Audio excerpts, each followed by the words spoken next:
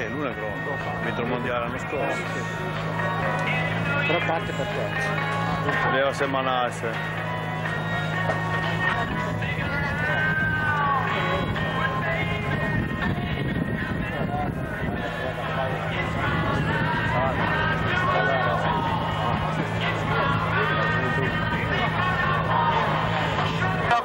Käynnissä ja siitä lähdetään liikkeelle. Identtiset startit molemmilla, eli reaktioajat ja reaktiot ovat kohdallaan. Jari-Matti Latvala, Armin Schwarz ensimmäisellä kierroksella. Schwarz on sisemmällä radalla, paistaa tuonne sillan alle ja tuossa sillan kohdalla siis radat vaihtuvat ja näin Schwarz lähtee kiertämään tuolta ulompaa rataa ja Jari-Matti Latvala nyt sisemmällä puolella. Ja ensimmäisen kierroksen jälkeen katsotaan mihin väliaika pysähtyy. Väliaikammittauspiste on luonnollisesti tässä hyppyrin kohdalla ja suhteellisen tasatahtiin tullaan. Schwarz on hiuksen hienosti nopeampi ja pysäyttää kellotaikaan 42 ja rappiat päälle. Ja se ei ole, jos eilisiin aikoihin verrataan, niin ihan sitä terävintä kärkiä, mutta hyvä keskinäinen kaksinkamppailu on käynnissä. Ja nyt Jari-Matti Latvala vuorostaan paistaa tuonne sillan alle. Ja siellä käytetään jokainen milli hyödyksi. Ja sitten tullaan tuonne Jari-Matti Latvala tuolla ulommalla radalla. Ja lähtee sieltä kiertämään. Tietysti Schwarzilla on vähän lyhyempi matka tuota sisempään rataa, mutta pystyykö Latvala puristamaan tästä päivän ensimmäisen suomalaisvoiton? Hyvin tulee Jari-Matti Latvala puristaa. Lindholm is in 13th place in overall and Freddie Loix in 14th place. Ja siitä lähdetään liikkeelle ja lähdetään Loixin aavistuksen verran paremmilla reaktioilla tuosta starttiviivalta. Ja sitten edessä jälleen tuo hiukan reilu 2 kilometriä. Ja Matti Lindholm on siellä sillan päällä. Loixi kiertää nyt ulkorataa Sebastian Lindholm sisäpuolella. Ja Mastiolla kokemusta täältä Keski-Suomen sorateilta on 20 vuoden ajalta. Äärettömän tärkeä henkilö myöskin Peukeltille. Nyt menee vähän pastilla leveäksi tuo viimeinen kaare. Ja se tarkoittaa sitä, että ensimmäisen kierroksen jälkeen Loix on niskan päällä. Loixille 41.9 väliaika. Joutuu antamaan 4 sekunnin siinä tasossa. Sitten toiselle kierrokselle Pasti paistaa Peukelt 2.06 VRC:tä tuonne sillan alle. Ja tietysti ihan samanlaisia aikoja ei välttämättä tänään ajeta kun ajettiin eilen, nimittäin rata ja killeri on tänään hiukan kosteampi, hiukan liukkaampi tuonne sillan alle meno tuo asfaltit, kun eilen menettiin ihan puhtaasti kuivalla kelillä, mutta Pasti pusertaa tuon toisen kierroksen. Se tarkoittaa sitä, että kauden edetessä Tonilla on entistä paremmat mahdollisuudet taistella jopa pistesijoituksista ja hyvistä sellaisista, kun Toni ottaa paremman startin, lähtee rivakkaammin viivalta irti kuin Carlos Sainz. Ja sitten Carlos paistaa sinne sillan alle. Hirveästi ei ole tilaa, isoon virheeseen ei ole varaa. Sitten Toni on siellä nyt sisemmällä radalla.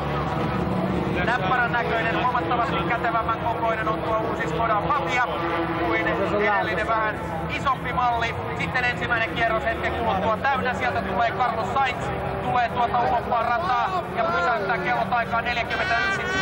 On hivenen nopeampi kuin Toni Gardemeister. Ja näin Carlos, joka tällä kaudella taistelee vanhana konkarina joka mestaruudesta, on MM-pistetaulukossa ennen tätä kilpailua kakkosena. Vain 4 pisteen päässä johtavasta Richard Mersistä. Eli Carlos edelleenkin kovana konkarina on hyvässä vauhdissa ja nyt tullaan sieltä lähes rinnalle. Carlos kuitenkin se on lisää. Ja sieltä ei pysty Toni Gardemeister. Menee Carloselle tämä startti. Ja aika 1.21.6 ja sitten jälleen Drivers Cup Grönholmin suojeluksessa. Ja näin ollen hänestä kasvatetaan seuraavaa ralliautoilun huippuammattilaista. Maailmanmestarista Toni Siitä lähdetään liikkeelle ja näyttää kellot ja näyttävät sitä, että McRaeillä aavistuksen verran nopeampi startti käsikstöön nähden. Ja sitten Juusa siellä silloin sillan päällä. McRae tulee sieltä jo alas, lähtee kuitenkin kiertämään tuolta pidempää ulkorataa. Juuso siellä sisäpuolella. Hyvässä vauhdissa on myös Colin McRae, siinä ei auta mikään. Tulee todella näyttävästi. Tekee erittäin hyvän väliajan 40,9.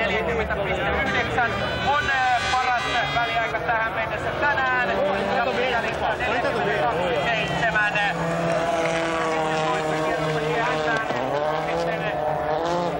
Juuson vuoro siirtyä tuolla sillan alituksessa ulkoradalle tuolla punaisella.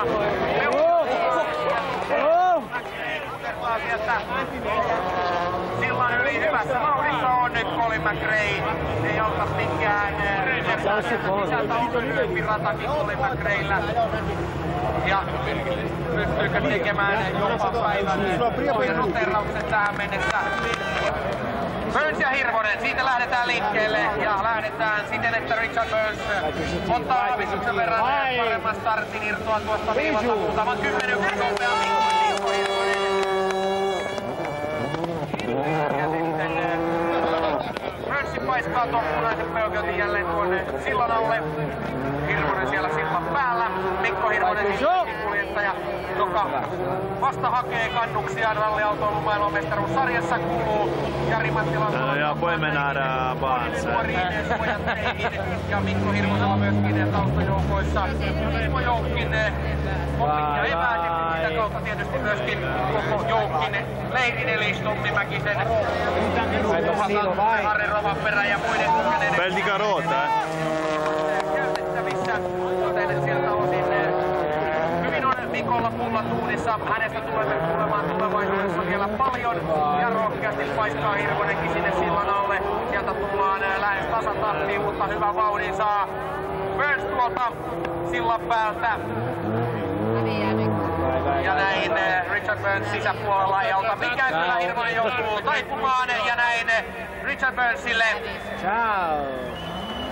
nopeina Carlos Sainz ja Colin McRae, äärettömän kokeneet molemmat maailmanmestarit, jotka varmasti ovat myöskin antaa vähän Lööpille vinkkejä ja siitä lähdetään liikkeelle. Ja Lööp lähtee viivalta jälleen 10 nopeammin kuin Tuohino. Paikkaamaan hanskalla vielä tuon kierroksen aikana. Ja sinne on pitkää luisua Jannella, todella pitkää. Siinä nyt hukkuu vähänkin aikaa. Ei auta mikään. Janne ei pystynyt ihan puristamaan sinne. Lähti vähän yli tuossa sillalle menossa. Hyvä kuitenkin, ettei osunut mihinkään kaiteisiin. Ja ensimmäinen kierros täyttyy. Se täyttyy Lööpin johtaessa. Sebastian Lööpin väliaika 40,967. Erittäin hyvä väliaika Lööpillä.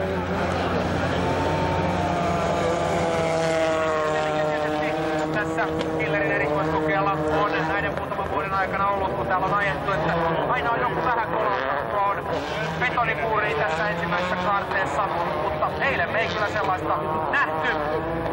Saa nähdä sitten, osuuko se valitettava kohtalo jonkun osalle tänä vuonna. Sieltä tullaan kuitenkin tämän parin osalta sellaisessa tilanteessa, että Sebastian Loeb vie tässä joukossa voiton ja Loebille aikualilla 11 pinnaa ja siitä lähdetään liikkeelle ja äärettömän tasainen on startti. Aivan muutama tuhannesosa on eroa tuossa starttihetkellä ja leveästi menee myöskin aivan kaiteen reunaa jokaisen millin hyväksi käyttäen. Ja sitten Tommi nousee hetken kuluttua jo sinne sillan päälle.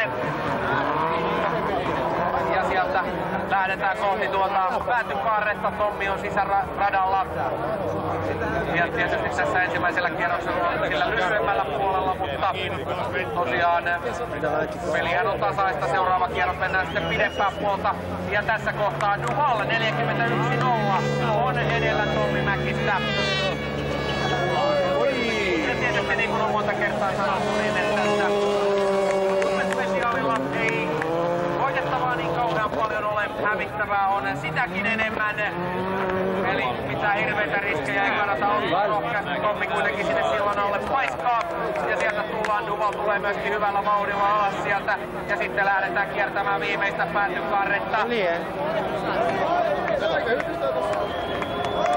Ja kyllä siellä François Duval on aavistuksen verran verran edellä ja vie tässä parissa voiton. 0.1 second behind Colin McRae, 0.2 second behind François Duval and 0.3 second behind Sebastian Loeb in fourth place. Ja näin Rovanperä Suomeri liikkeellä ja Petter Suomeri lähtee hyvin.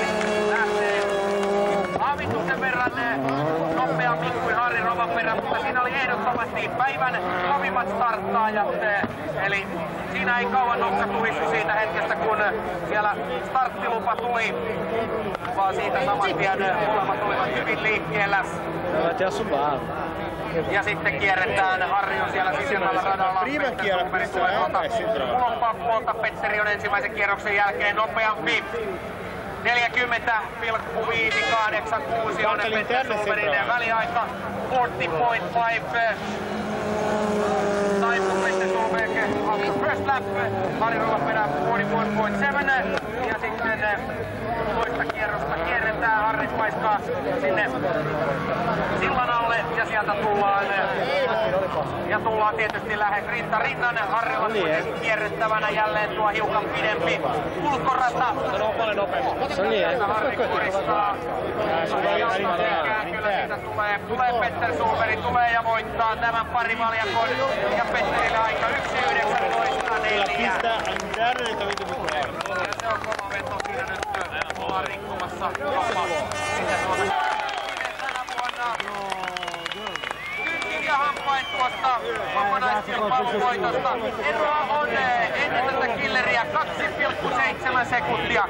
The rally leader Marko Märtin